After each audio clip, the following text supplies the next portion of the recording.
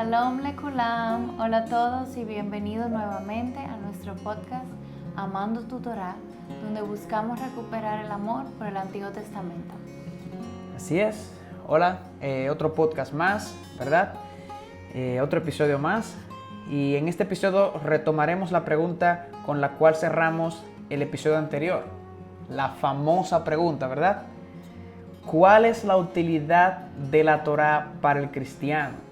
Y la verdad es, hermanos, que cuando consideramos algo negativo y sin utilidad, normalmente nosotros no lo apreciamos. Y ese ha sido el problema con el Antiguo Testamento, ¿verdad? Y con la Torah en este caso. Entonces, esa es la famosa pregunta que vamos a contestar. Esa es la razón, ¿verdad? O una de las razones de por qué el libro de Levítico es uno de los libros más abandonados de la Biblia. Es esa la razón. Esa es una de las razones. Así que ahora hacemos la famosa pregunta y levantamos la famosa pregunta, ¿verdad? Que todo el mundo estaba esperando. ¿Cuál es la utilidad de la Torah para el cristiano? La utilidad de la Torah para el cristiano O una de ellas. Bueno, para comenzar detallando, nos guía a Cristo, al Mesías, nos guía al Mesías. ¿En qué sentido? Mostrándonos nuestro pecado y la necesidad que tenemos de un Salvador. Podemos leer Romanos 7:7, que nos dice: ¿qué diremos entonces? ¿Es pecado la Torá? De ningún modo, al contrario. Yo no hubiera llegado a conocer el pecado si no hubiera sido por medio de la Torá, porque yo no hubiera sabido lo que es la codicia si la Torá no me hubiese dicho, no codiciarás. Así también podemos ver en Gálatas 3:24, de manera que la Torá ha venido a ser nuestro tutor para guiarnos al Mesías, a fin de que seamos justificados por la fe. Amén, eso es correctamente cierto, y es interesante, y voy a hacer el énfasis nuevamente porque es importante por nuestro tema. Romanos 7:7 lo que dice, ¿verdad? Él pregunta, ¿es pecado la Torá? Y dice, de ningún modo, como tú acabaste de leer. Y dice Pablo, todo lo contrario, o sea que para nada lo es. Entonces, otra función o otra utilidad de la Torá es que contribuye a nuestra santificación. Y permítame desempacar eso, hermanos, para que entiendan a qué que nos estamos refiriendo. Cada vez que el Nuevo Testamento habla de la responsabilidad del creyente, en la santificación, hace alusión a algún aspecto de la Torá. Por ejemplo, Pablo dice en 1 Tesalonicenses 4, del 3 al 4, y cito, porque esta es la voluntad de Dios, su santificación, es decir, que se abstengan de la inmoralidad sexual, que cada uno de ustedes sepa cómo poseer su propio vaso, es decir, su propia esposa, ¿verdad? En santificación y honor. Y pregunto ahora, ¿qué es eso? Que se abstengan de inmoralidad sexual. ¿Y qué es eso? Que cada quien sepa poseer su propia esposa, su propio vaso, ¿verdad? Hermanos, no es más que Éxodo 20, capítulo 14. La Torá, ¿verdad? La instrucción que dice, no cometerás adulterio. Es eso. Lo que pasa es que Pablo aquí en Tesalonicenses lo está expandiendo. Pero esa es la Torá. Entonces, y lo une a la santificación. Entonces, en la Biblia, la santificación nunca, eso es importante, ¿ok? La santificación nunca es presentada como el medio de salvación, ¿ok? Nunca se nos dice, tú vas a ser salvo por ser santo, o si te santificas te salvarás. No. Entonces, como la salvación nunca es identificada con santificación, la santificación nunca es usada como medio para la salvación. Es por eso que decir que si la Torá contribuye a nuestra santificación no es un error, porque la santificación no nos salva, ¿verdad? Es un proceso, ¿verdad? No nos salva, tampoco la Torá nos salva. Entonces, en ese sentido, contribuye en ese sentido a la santificación. Pero hay quienes pudieran objetar que en Hebreo, por ejemplo, 12:14, busquen la paz con todos y la santidad sin la cual nadie verá al Señor. Bueno, sí, hay alguien que pudiera objetar de que eso está hablando de que sin santidad nadie verá al Señor. En otra palabra, liga la santificación con salvación ahí, ¿verdad? Pero este texto, y escúcheme detenidamente, está enseñando la condición del creyente una vez es salvo, ¿verdad? Y no lo que el creyente debe hacer para ser salvo. Me explico. Lo que está diciendo aquí Pablo, ¿verdad? Es que bueno, no Pablo, porque no sabemos quién escribió la carta a los hebreos, ¿verdad? El escritor de la carta a los hebreos, es que la santificación, el creyente está en el proceso de santificación porque ya él es salvo, no es para ser salvo, que eso es prácticamente lo que la carta a los hebreos está diciendo, y es correcto. Sin esa santidad, sin ese proceso de santificación que empezamos una vez somos salvos, no iremos al cielo, porque una cosa tiene que ver con la otra. El hecho de que empecemos el proceso de santificación ya es evidencia de que somos salvos, porque estamos obedeciendo a la Torah en ese proceso de santificación, obedeciendo a los mandamientos.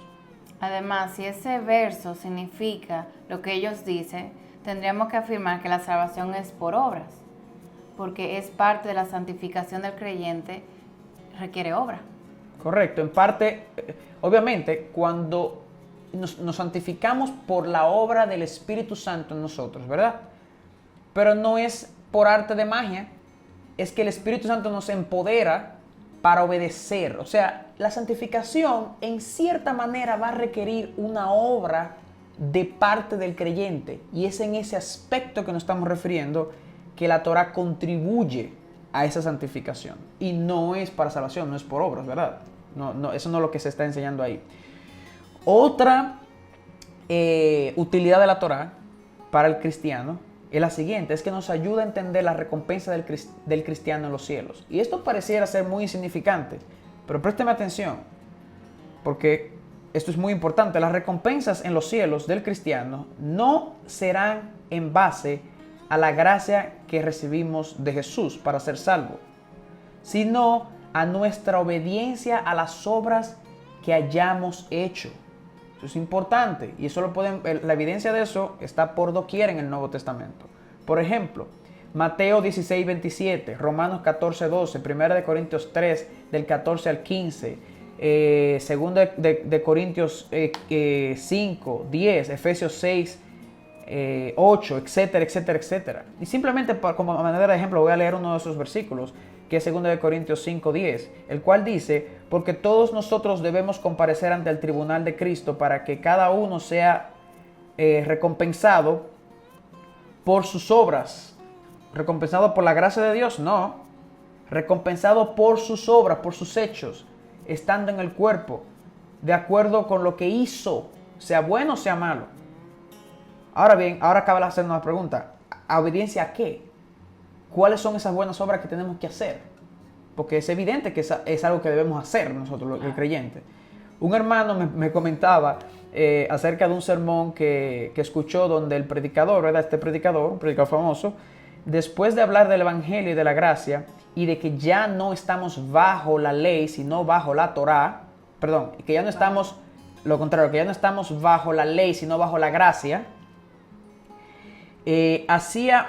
este predicador hacía un llamado a los cristianos diciendo que debían obedecer, que debían obrar, etcétera, etcétera, etcétera. Y el hermano, pensando en esto mismo que hablamos hoy, se preguntaba, ¿obediencia a qué? ¿Y cuáles son esas buenas obras? Porque nunca se desempacó esto en el sermón. Y la verdad, es triste eso lo que voy a decir, pero la verdad es que existe como una especie de miedo de hablar de este tema.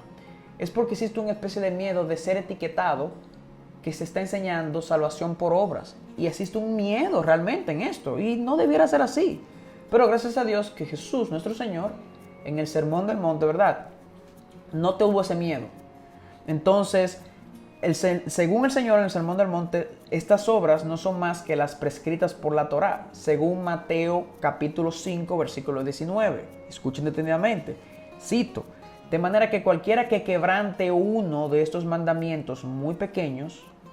¿Qué mandamientos? Los de la Torá. Ese es el contexto del capítulo 5 que lo tratamos en el episodio pasado. Aquí está hablando de recompensas. ¿Qué dice? Y así lo enseñe a los hombres, o sea, que quebrante estos mandamientos pequeños, así lo enseña a los hombres. Dice el texto: muy pequeño será llamado. en el reino de los cielos. O sea, muy pequeño, poca recompensa tendrá, ¿verdad? De lo que sea que esto signifique. Será llamado en el reino de los cielos. Sigue diciendo el texto, mas cualquiera que los haga, ¿el qué? Los mandamientos expresados en la Torá. La Torá es lo que él viene hablando, es el contexto del capítulo 5 de Mateo. Y cualquiera que los haga y los enseñe, este será llamado grande en el reino de los cielos. Aquí está más, este será mejor recompensado, si pudiéramos decirlo, en el reino de los cielos, ¿verdad? Y noten que aquí Jesús dice claramente que aquel que obedezca los mandamientos de la Torá, ¿verdad? Y así los enseña a los hombres, será llamado, dice, será llamado grande en el reino de los cielos. Note que aquí no dice que será salvo en el reino de los cielos, no, es que será llamado. ¿Por qué? Porque la Torá nunca está ligada a salvación. El obedecer no tenemos que tener miedo en enseñar eso. El obedecer a la Torá no nos salva, ¿ok? Pero sí nos ayuda a entender la recompensa en los cielos, Liane. Claro, también podemos ver la utilidad de la Torá para la vida del cristiano. Puede ser la siguiente: el obedecer a la Torá es nuestra expresión de amor y adoración al Señor. Si ustedes me aman, guardarán mis mandamientos, como lo vemos en Juan 14, 15. Amén, amén, un gran amén a eso. Y por el contexto que ya vimos y venimos hablando en el Sermón del Monte, en Mateo capítulo 5, es obvio que se está refiriendo aquí Jesús a los mandamientos expresados en la Torá, de nuevo. Claro, pero si queda duda, Josías, de que a qué mandamiento se refiere Jesús aquí, él continúa diciendo, si guardan mis mandamientos, permanecerán en mi amor, así como yo he guardado los mandamientos de mi Padre y permanezco en su amor, como lo dice Juan 15:10. También podemos ver los mandamientos del Padre, obviamente, son aquellos expresados en la Torá y el Antiguo Testamento en general. Y cuando amamos a Jesús, estamos adorando a Jesús. Correcto. Entonces, es interesante porque mucha gente dice, bueno, los mandamientos de Jesús ahí se refieren a otras cosas. No, se refieren a los mismos mandamientos que él expresó en Mateo capítulo 5, ¿verdad? Y enseñó la esencia de esa Torá, de esos mandamientos, ¿verdad? De esas instrucciones. ¿Y qué significaba esto? Y obviamente aquí dice, yo sigo los mandamientos de mi Padre. O sea, si queda duda de qué mandamiento se refiere a Jesús, los del Padre son claramente los de la Torá y del Antiguo Testamento, ¿verdad? Y los expresados allí. Claro. En conclusión, la Torá es útil para el cristiano en 4 áreas. Exactamente. Vamos a repasar esas 4 áreas brevemente para ir cerrando. La primera fue, como tú decías, Liane, ¿verdad? Nos guía a Jesús. ¿Cómo? Nos muestra nuestro pecado. Nos confronta a aquella persona que no es creyente, que cree que no está haciendo nada malo, simplemente tiene que ver la Torá y va a entender que sí está haciendo cosas malas y necesita un Salvador. ¿Ok? Porque necesitamos un Salvador para poder vivir perfectamente. No podemos vivir perfectamente sin Jesús. ¿Ok? No tenemos el poder para obedecer sin Jesús. Entonces, 2, la segunda área que la Torá es útil para el creyente es que contribuye a nuestra santificación. ¿Por qué? Porque normalmente cuando el Nuevo Testamento se refiere a santificación, está citando de una forma u otra o expresando un aspecto de la Torá. O sea, cuando dice no robes, no mates, no adulteres, eso es santificación, no tenemos que obedecer a eso. O sea, la santificación involucra cierta obediencia, ¿verdad? Bueno, ¿obediencia a qué? A la Torá, a los mandamientos, ¿verdad? A la Torá, a las Escrituras, al Antiguo Testamento. En tercer lugar, nos ayuda a entender la recompensa en los cielos. Ok, eso no queda muy claro muchas veces. ¿Qué recompensa? ¿Obediencia a qué? De nuevo, a la Torá, a las instrucciones de Dios en el Antiguo Testamento. Depende cómo nosotros hayamos vivido en el cuerpo, recibiremos recompensas sí o no, como dijo Mateo capítulo 5, versículo 19, ¿verdad? Y por último, es nuestra expresión de amor y adoración, como tú misma dices, Liani. Eso es una de las cosas más hermosas, porque Jesús dijo, si me amas, guarda mis mandamientos. ¿Qué mandamientos? Según Mateo capítulo 5, él dijo, ¿cuáles mandamientos, verdad? La esencia de la Torá, que no elimina la superficie de la Torá, como hemos aprendido, ¿ok? Entonces, guarda los mandamientos del Señor, guarda la Torá. Eso es una expresión de amor. De nuevo, el guardar la Torá no es judaizarte, es mostrarle amor a tu Dios y a tu Creador. Eso no tiene nada que ver con tu salvación, es una expresión de amor y adoración, como tú decías. Si amamos, adoramos. Eso es. Entonces, eso es todo por hoy. Ese es nuestro episodio, ¿verdad? Y le invitamos por favor a que se suscriban al canal, que nos sigan en Spotify o en YouTube y esperen el próximo podcast que le tendremos algo muy interesante. Les va a encantar. Así No se lo pierdan. Así que sincronícenos y compartan esto, ¿ok? Esa fue una entrega más de Filos Latinos y Amando tu Torá, ¿ok? Shalom. Bye.